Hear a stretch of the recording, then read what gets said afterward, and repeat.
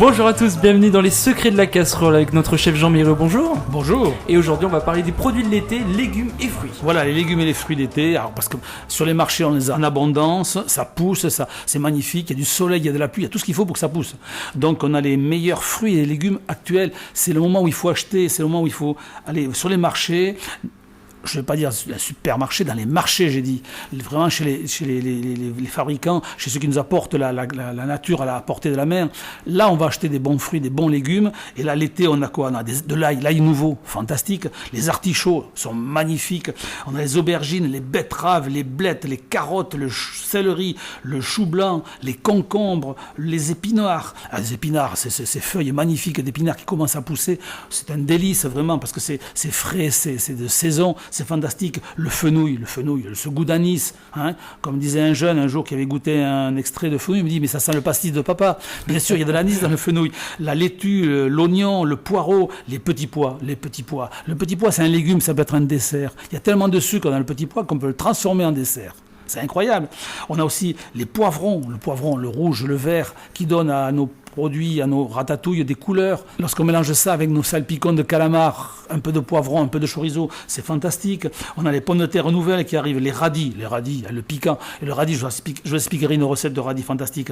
La tomate, les haricots verts. Un légume phare, un légume incroyable. Vous nous donnez tellement envie de manger des légumes. On va parler de l'ail en premier. Alors l'ail. Alors l'ail, on peut faire ce qu'on peut faire avec de l'ail, c'est une purée d'ail. Alors là, il y a un problème. Beaucoup de gens ont du mal à digérer. Alors je vais vous donner une technique.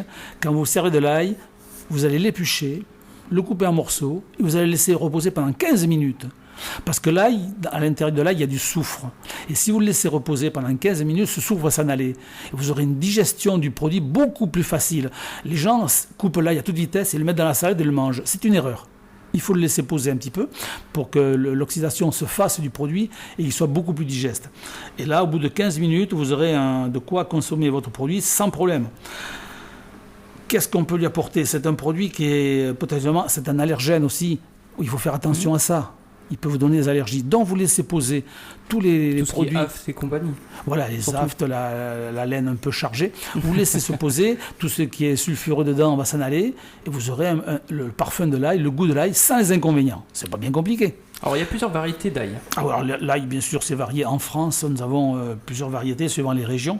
Alors, vous avez l'ail d'Auvergne, l'ail de Billom, qui est un ail assez remarquable, qui est très prononcé en goût, qui n'est pas piquant, comme certains ails. Il est plus doux, mais très agréable. L'ail de la Drôme, alors là, par contre, c'est une indication géographique protégée, un IGP. C'est un ail vraiment de qualité, de grande qualité. La Drôme, tout le monde connaît, c'est en dessous de Lyon. L'ail de Provence, qui est le plus parfumé, une grosse prise d'air. Là, on sent vraiment. C'est un ail qu'il faudra laisser bien reposer parce que là, c'est un ail qui prend bien en bouche. L'ail fumé d'Arleux, dans le nord du Pas-de-Calais. L'ail rose de Lautrec, du Midi-Pyrénées, c'est un IGP. C'est le plus connu. Et label rouge, bien sûr, parce que c'est un IGP, un label rouge. C'est un ail de très grande qualité, l'ail de Lautrec. L'ail rose du Var, très connu aussi. L'ail blanc de Lomagne, ça c'est un peu moins connu, Midi-Pyrénées, IGP aussi, c'est-à-dire indication géographique protégée, c'est le maximum des labels. C'est un produit vraiment labellisé, vraiment régional, qui a une qualité bien précise, avec un cahier des charges très précis. Pour produire ce taille-là, il faut vraiment montrer pâte blanche. C'est un ail vraiment de très bonne qualité. Après, vous avez l'ail violet de Cadour. C'est un AOP, une appellation d'origine protégée, qui est excellent, qui est vraiment un produit de grande qualité. Alors l'ail, ça a un prix, c'est un peu plus cher que n'importe quoi. Il faut compter 4, 5, 6, 7, 8 euros le kilo, mais c'est un assaisonnement qui est facile à employer et qui donne beaucoup de saveur à nos aliments, qui les relève, qui les met en valeur. Donc là, il faut en mettre un peu partout. Ensuite, ça apporte beaucoup de qualité, ça a un goût fantastique. Et ensuite, ça protège le cœur. C'est incroyable, vous vous rendez compte, c'est un médicament en plus. Mais la cuisine, c'est fait pour vous soigner, c'est pas fait pour se nourrir uniquement. La cuisine est là pour le plaisir, se soigner. Et ensuite, si on a le temps, on mange un petit peu, on se nourrit, quoi. Mais le reste, c'est du plaisir qu'il y a avant la cuisine. Que du plaisir. Alors moi, je connaissais l'oignon confit qu'on mettait sur nos roast beef ou notre bœuf, mais l'ail confit, je ne connaissais pas. Oui, alors l'ail confit, c'est un agrément que vous allez apporter à vos viandes froides, à certaines tartines, à des tas de choses un peu plus faciles à utiliser et sans les inconvénients. Alors comment on fait de l'ail confit? C'est assez simple à faire. Il faut défaire la tête d'ail, c'est-à-dire nettoyez les gousses, vous gardez la peau, surtout gardez la peau. Les petites gousses, vous les éliminez, vous en servez pour autre chose. Vous gardez bien la peau comme elle est. Vous les mettez dans une russe, c'est une casserole. Vous les mettez dedans. Vous ajoutez un peu de thym, un peu de poivre. Vous recouvrez d'huile d'olive. Et là, vous allez faire cuire tout doucement, 75-80 degrés. Tout doucement, vous allez le faire cuire ça pendant 45 minutes à 1 heure, suivant la grosseur. Vous avez des très grosses gousses, un peu plus de cuisson. Si c'est plus petit, un peu moins de cuisson. Mais les petites, il faut les éliminer, ça ne sert à rien. Elles cuiront trop vite, elles n'auront pas le temps de se parfumer. Parce que les herbes vont pénétrer, parfumer votre ail, et le goût soufré qui pose des problèmes va s'en aller. Une fois que ça s'est perd cuit, sa saveur. ça perd pas sa saveur. Non. Ça perd simplement les inconvénients. On garde la saveur de l'ail. Ensuite, vous allez, quand c'est cuit, vous allez les égoutter, les mettre dans un bocal. Vous allez filtrer l'huile de cuisson dessus. Vous allez fermer votre bocal. Une fois que ça aura un petit peu refroidi, vous le mettez au froid, fermez. Et là, vous pouvez le conserver 15, 20, 3, jusqu'à 15 jours, 20 jours, 30, un mois, si on veut, allons-y. Si on s'en sert pas beaucoup, on peut le conserver un mois sans problème. C'est dans l'huile, c'est au froid, ça risque rien. Et quand vous avez besoin, vous sortez votre gousse d'ail, vous enlevez la chair qui est à l'intérieur de la peau, vous allez l'étaler sur votre tranche de viande, sur votre tartine, dans votre salade. Vous allez avoir un goût d'ail sans les inconvénients, avec la saveur et le goût. C'est assez fantastique et en plus, ça se conserve très bien.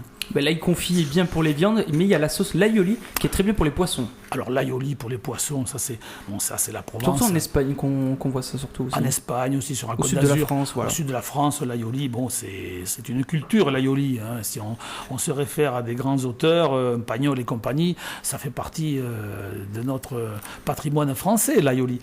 Alors comment on mange toujours de l'aioli poisson avec des pommes de terre à la vapeur. Bien sûr, c'est un peu la base, c'est un peu la base, c'est ce que l'on connaît. Donc l'aioli, pour le préparer, c'est assez simple, mais il faut quand même un petit tour de main. Alors, pour faire un aioli, il vous faut un pilon. Alors, si vous avez la chance d'avoir, si vous n'avez pas de pilon, ce n'est pas grave, vous allez prendre un bassin, un cul de poule, un récipient un peu arrondi, un bol à la limite, et un pilon. Un bout de bois, quelque chose pour écraser l'ail. Vous allez mettre l'ail là-dedans, on va mettre 3 gousses d'ail, on va mettre un jaune d'œuf, un demi-citron. Vous allez commencer à écraser, à pilonner. Alors ça prend un peu de temps. Alors, le but de pilonner, c'est quoi ? C'est pour faire sortir le jus d'ail. Le jus d'ail va servir à faire l'humidité pour faire la liaison de la sauce. Parce que pour faire une liaison de sauce, il faut un peu de liquide. Ça, c'est indispensable. Donc là, on aura le jus d'ail plus le citron qui va nous servir à faire la liaison. On va rajouter le sel, le poivre du moulin et on va verser tout doucement, goutte par goutte, l'huile d'olive. Et on continue à mélanger, à piler. Une fois que c'est bien pilé, on va mélanger le pilon et continuer à verser les gouttes d'huile d'olive gentiment. Et l'aioli va se former comme un genre de mayonnaise. C'est ça. Là, vous allez voir les saveurs. Alors, pour les gens qui n'ont pas trop l'habitude, je vous conseille de faire cuire une pomme de terre avec la peau. Une fois qu'elle est bien cuite, c'est-à-dire au bout de 20-25 minutes, une pomme de terre de qualité, vous allez l'éplucher, la mettre au départ avec votre ail et la piler avec. La patate va servir de liaison, de farine, de fécule, qui va lier votre aioli. Et là, à tous les coups, vous ne pouvez pas le manquer, c'est impossible. Alors, ce n'est pas dans les règles de l'art, mais ça facilite le travail. Si vous êtes plus doué, vous ne mettez pas la pomme de terre, mais si vous avez des doutes sur vos capacités techniques, mettez la pomme de terre et vous aurez un aioli aussi délicieux. Et là, à partir de là, vous avez une base pour parfumer tous vos poissons pochés, vos salades, vos viandes, même les viandes à l'aioli. La viande, c'est excellent aussi, il ne faut pas croire, c'est de l'ail. Avec un bon bœuf, c'est très bon. Avec un bon bœuf, c'est l'ail et de l'huile d'olive, ça met en valeur, c'est l'été, c'est le soleil, c'est très agréable. Alors, vous savez tout maintenant sur l'ail grâce à notre chef. Maintenant, on va parler de l'artichaut maintenant. Alors, les artichauts, pareil, c'est la saison, on est en pleine saison. Nous avons la chance d'habiter en Aquitaine. Et en Aquitaine, nous avons le Mâcon, le fameux artichaut de Mâcon, de la petite ville dans le Médoc de Mâcon, juste après Blanquefort, pour ceux qui jouent, juste après la Rocade, vous avez Mâcon, par remplir Mâcon. Donc là, vous avez des artichauts qui sont magnifiques. On a aussi le Camus ou le Camus de Bretagne, qui est un très bel artichaut de grande qualité. Le vert de Laon, c'est un vert d'Italie à tête de chat. Le blanc Iarawa, qui était cultivé dans le Roussillon. Il se consomme surtout cru parce que c'est un artichaut qui a beaucoup de saveur, qui est un peu iodé. Le Mâcon, comme on a dit, et le blanc d'Espagne ou Tudela d'Espagne. Ce sont les artichauts qu'on trouve sur le marché en général. Alors, les artichauts, pour moi, c'est... Des gens vont voir les médecins, prennent des médicaments, mais ça ne sert à rien. Vous prenez l'artichaut, ça compense. Je vais vous expliquer ce qu'il y a dans un artichaut, vous ne le savez pas, mais il y a quoi ? Du cuivre dans l'artichaut. de la vitamine B9. Écoutez bien parce que c'est incroyable.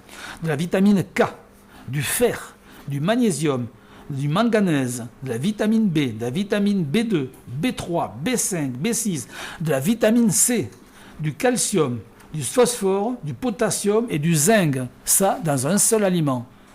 Quand vous dites c'est pas un légume, c'est un médicament. Mais bien sûr que c'est un médicament. On n'a pas besoin de manger autre chose. Prenez un artichaut, vous êtes guéri de tous les maux. Alors, les artichauts, la cuisson des artichauts basique, la cuisson, c'est-à-dire la cuisson à l'eau, on fait chauffer 2 litres d'eau, on ajoute du gros sel dedans. Alors les artichauts, pour les préparer avant, il faut sectionner la queue.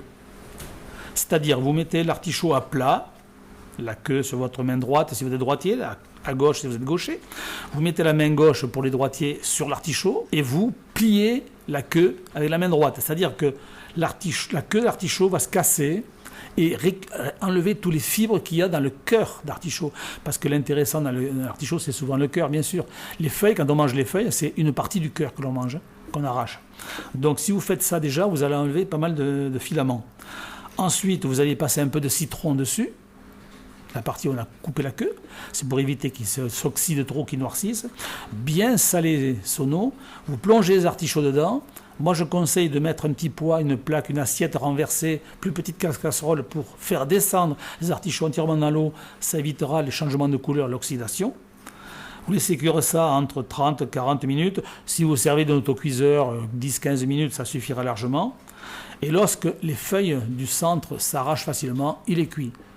Vous pouvez contrôler la cuisson parce que l'artichaut, s'il est très gros, cuira un peu plus longtemps. S'il est plus petit, cuira plus vite. Donc ça paraît logique. Hein. Donc on contrôle en arrachant de temps en temps, tous les quarts d'heure, on va enlever une feuille et on voit s'il est cuit. Et là, vous avez un artichaut qui aura du goût. Alors ensuite, ce que vous pouvez faire, c'est le manger traditionnellement, arracher les feuilles et manger à la vinaigrette. Ou alors, on le prend cru. On tourne un artichaut, alors c'est un peu plus complexe, mais c'est très simple. Vous avez arraché la queue, vous mettez le couteau à plat dessus et vous coupez avec votre couteau en faisant tourner l'artichaut entre vos mains et vous essayez de couper le vert de la feuille et de garder le blanc tout autour de l'artichaut jusqu'au bout. On fait le tour comme ça et après on a un cœur d'artichaut, on le met à cuire dans une eau citronnée, salée et légèrement blanchie, c'est-à-dire une cuillère de farine, on fouette bien, on met les fonds d'artichaut à cuire 10 à 15 minutes, on aura un fond d'artichaut d'une qualité extrême, frais et fantastique. Et à partir de là, on pourra le travailler comme on voudra. Alors avant de s'écouter Red Charles, on va terminer cette première partie d'émission avec la betterave rouge. Alors, on va parler de notre légume qui est assez, que j'adore. Moi, là, c'est la betterave rouge, parce que la betterave rouge, ça me fait penser au théâtre. Ce rideau rouge qui tombe, vous savez.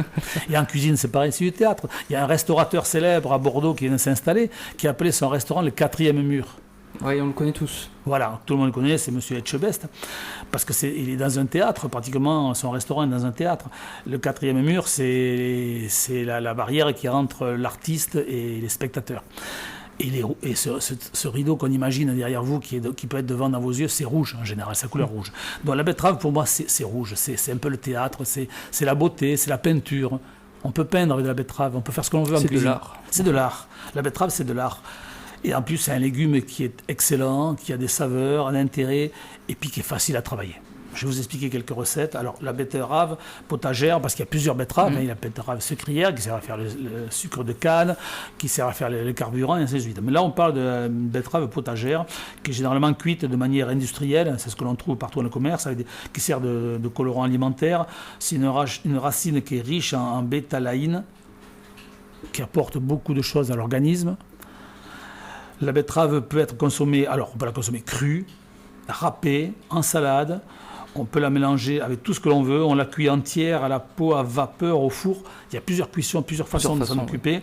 Hein, on peut assaisonner comme un hors-d'œuvre avec des salades, avec de la pomme de terre, de la mâche ou encore avec des endives, cuire à la casserole, taillée de diverses façons. On peut la consommer en accompagnement. Vous vous rendez, c'est sans limite la betterave. C'est un des légumes que les cuisiniers préfèrent actuellement. C'est un légume qui avait été oublié. Et puis maintenant, on se rend compte que ça sert comme une palette de peinture pour dessiner, mettre en valeur nos plats. Alors, la betterave rouge, on peut faire une purée. C'est le départ un petit peu, la purée de betterave rouge. C'est très simple. Il faut, si on part sur une betterave crue, on peut partir sur une betterave cuite ou une betterave crue. Si on part sur une betterave crue, on va bien la laver, enlever la terre, la mettre dans de l'eau, on la sale, on la met à cuire. La cuisson est un peu longue. Ça peut prendre plus d'1 heure, suivant la grosseur. Mais le résultat est au bout. Une fois que c'est cuit, cette betterave, il faut l'éplucher. Il faut enlever la peau qu'il y a autour. Et après, on la taille en petits cubes. C'est la cuisson traditionnelle, la recette traditionnelle, en salade, avec un peu d'échalote ou un peu d'ail, un peu de persil. Et on la mange comme ça. Mais à partir de là, on peut faire beaucoup de choses. On peut les goûter. Alors, au moment de la cuisson, il faudra bien les goûter, faire attention parce que c'est très chaud. Donc il faudra faire attention, la rafraîchir un petit peu pour enlever l'excédent de couleur. Une fois qu'elle est cuite, on peut la couper en petits morceaux. On la met dans un mixeur, on poivre. Alors moi, je conseille de rajouter un peu de jus de cuisson pour la détendre dans le mixeur, ça c'est pour faire une purée. On rajoute le beurre et on mixe bien. Bien mixé. Si c'est trop épais, vous rajoutez un petit peu de cuisson que vous avez gardé. L'intérêt c'est d'avoir une cuisson très chaude. Parce qu'une purée, si vous la mixez comme il se doit et qu'elle soit jolie et qu'elle devienne assez lisse, il faut que ce soit très chaud le produit. On ne peut pas travailler à froid, c'est pas possible. Donc vous la mixez bien. Le beurre va donner un peu d'onctuosité et faire ressortir la saveur de la betterave. Vous l'assaisonnez et là vous avez une purée. Vous n'avez pas besoin de la passer au mixeur, au batteur. Si elle est passée au mixeur comme il se doit, mixeur plongeant ou mixeur bimixeur, bol mixeur, ça fait le même effet. D'accord ? Alors on va se retrouver dans un instant. Et dernière recette sur la betterave, on va vous parler aussi de l'abricot. A tout de suite sur Radio CHU. Yes, fish are jumping.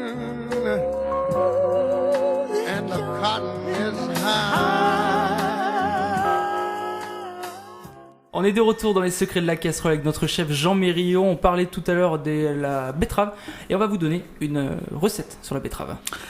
Alors on va parler d'une recette assez simple à faire, la verrine de betterave et chèvre et pomme. Alors il vous faut quoi ? Une betterave cuite, 150 grammes, épluchée. Un fromage de chèvre très frais de 100 grammes. Une pomme qui a un peu de saveur, un peu de goût. Bon, voilà, vous prenez une Granny Smith, voilà, une pomme traditionnelle qui a un peu de saveur, qui a un peu d'acidité. 1 à 2 cuillères à café de vinaigre de cidre. Si vous n'avez pas de vinaigre de cidre, vous faites avec ce que vous avez, ce n'est pas grave, mais c'est bien meilleur du vinaigre de cidre. 2 cuillères à café d'huile d'olive. 1 cuillère à café de jus de citron, sel, poivre. Puis il vous faudra un petit mixeur. Toujours pareil, le mixeur, c'est indispensable pour faire certaines recettes. Alors, comment on procède ? Vous allez mettre dans votre mixeur la betterave coupée en petits dés, le fromage de chèvre coupé en petits dés, les 2 cuillères à café de vinaigre de cidre, les 2 cuillères à café d'huile d'olive, la cuillère à café de jus de citron, le sel, le poivre. Vous mixez bien. Si c'est un peu trop épais, vous rajoutez un peu d'huile d'olive. Quand c'est bien lisse, vous réservez ça dans des petites verrines individuelles. C'est plus joli, c'est plus agréable, c'est un peu plus festif pour un apéritif, même pour une entrée de repas. Ou si c'est une entrée de repas, vous pouvez prendre une petite porcelaine, le mettre dedans. Ça sera, vous verrez, c'est très joli. Ensuite, vous coupez votre pomme en petits dés que vous allez mélanger à la betterave cuite et mixée. Les petits dés de pommes vont faire du craquant et de la couleur blanche. Sur le rouge, ça tranche, c'est très visible, vous verrez, c'est très visuel, c'est très intéressant. Vous allez mettre ça dans vos verrines, vous piquez dessus une petite fleur de ciboulette, un peu de ciboulette hachée dessus, dans une petite verrine, vous allez voir, c'est excellent, c'est simple, c'est vite fait, ça vous fait une entrée incroyable en quelques secondes. Voilà une entrée. Pour combien de verrines cette Là, vous avez pour 5-6 verrines, voilà, pour 6 personnes, vous avez une petite verrine moyenne. En 15-20 voilà. minutes, c'est prêt en fait. En 15-20 minutes, vous avez fait une entrée, ça ne vous a pas pris de temps et c'est fabuleux. Et ça a du goût, ça a la saveur, c'est l'été, c'est le fromage de chèvre, c'est la betterave, le citron qui va donner l'acidité, l'huile d'olive pour un peu la Provence, un plat incroyable en quelques secondes. Bon, on passe à l'abricot maintenant ? On passe à l'abricot. Quand ça commence à caraméliser, on y met le miel. Le miel va servir à enrober l'ensemble de notre produit. On va jeter des fleurs de lavande et on laisse cuire en feu vif. Il faut que ça aille très vite, 2-3 minutes. Quand c'est cuit, on déglace avec le verre de muscat. Si vous n'avez pas de muscat, c'est pas grave. Un petit vin moelleux, un Montbazillac, un Jurançon font très bien l'affaire. Même allant plus loin, si vous avez un Porto blanc, on va très bien. Mettez pas un Porto rouge parce que vous allez colorer le plat, ça sera pas joli. Mais un Porto blanc fait très bien l'affaire aussi. Ensuite, vous allez, une fois que c'est cuit, vous allez le répartir dans vos assiettes. Si vous avez des pistaches fraîches, vous allez les concasser et les mettre dessus. Vous allez mettre vos pistaches concassées dessus. Ce que vous pouvez faire à part, c'est d'avoir quelques abricots frais que vous avez mixés avec un peu de sirop dedans, c'est-à-dire un peu d'eau et de sucre, servir de coulis pour mettre autour. une feuille de menthe dessus, vous mettez dans une assiette creuse, vous avez un dessert fantastique, préparé en 5 minutes et magnifique. On peut rajouter une boule de glace vanille aussi. On peut rajouter une boule de glace vanille, même un sorbet abricot aussi dessus. Vous mettez un sorbet abricot et vous avez un grand plat. À ce moment-là, vous avez un grand plat d'Orient. Le conseil est excellent. Et avec ça, je vous souhaite un bon appétit, bien sûr. Merci Jean-Méry Riot de nous avoir parlé des tendances de cet été, notamment les fruits et légumes. On se retrouve à une prochaine fois, Jean, pour un prochain secret de la casserole. Avec plaisir. Allez, passez une bonne journée sur nos antennes. Salut à tous.